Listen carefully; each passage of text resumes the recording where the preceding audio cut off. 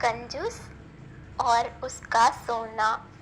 एक गांव में एक अमीर जमींदार रहता था। वह जितना अमीर था उतना ही कंजूस भी। अपने धन को सुरक्षित रखने का उसने एक अजीब तरीका निकाला था।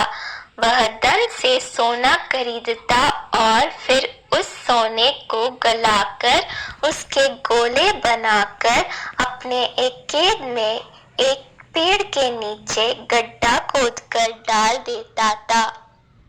रोज खेत जाना और गड्ढे को खोदकर सोने के गोलों की गिनती करना उसकी दिनचर्या का हिस्सा था। इस तरह वह सुनिश्चित करता था कि उसका सोना सुरक्षित है। एक दिन एक चोर ने कंजूस आदमी को गड्ढे में से सोना निकालकर गिनते हुए देख लिया। वह छुपकर उसके जाने का इंतजार करने लगा।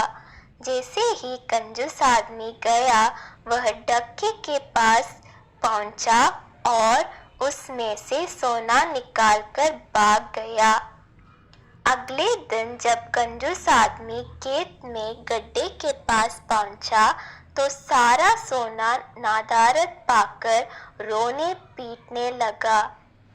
उसके रोने की आवाज वहां से गुजरते एक रहगारी के कानों में पड़ी तो वह रुक गया। उसने कंजूस आदमी से रोने का कारण पूछा तो कंजूस आदमी बोला, मैं लूट गया, बर्बाद हो गया। कोई मेरा सारा सोना लेकर भाग गया। अब मैं क्या करूंगा? सोना किसने चुराया, कब चुराया? रहगारी आश्चर्य में पड़ गया। पता नहीं चोर ने कब इस गड्ढे को खोदा और सारा सोना लेकर 9-2-11 हो गया। मैं जब यहाँ पहुंचा तो सारा सोना गायब था। कंजूस आदमी बिलखते हुए बोला, गड्ढे से सोना ले गया? तुम अपना सोना यहाँ इस गड्ढे में क्यों रखते हो? अपने घर पर क्यों नहीं रखते?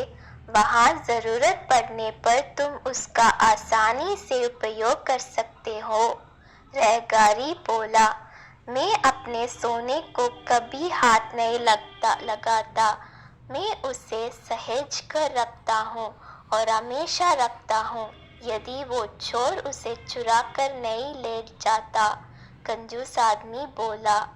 यह बात सुनकर रहगारी ने जमीन से कुछ कंकड़ उठाए और उसे उस गड्ढे में डालकर बोला, यदि ऐसी बात है तो इन कंकड़ों को गड्ढे में डालकर गड्ढे को मिट्टी ढक दो और कल्पना करो कि यही तुम्हारा सोना है, क्योंकि इनमें और तुम्हारे सोने में कोई अंतर नहीं है।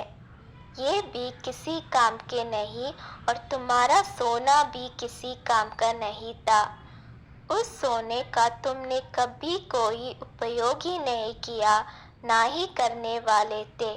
उसका होना ना होना बराबर था। सीख, जिस धन का कोई उपयोग नहीं हो उसकी कोई मोल नहीं।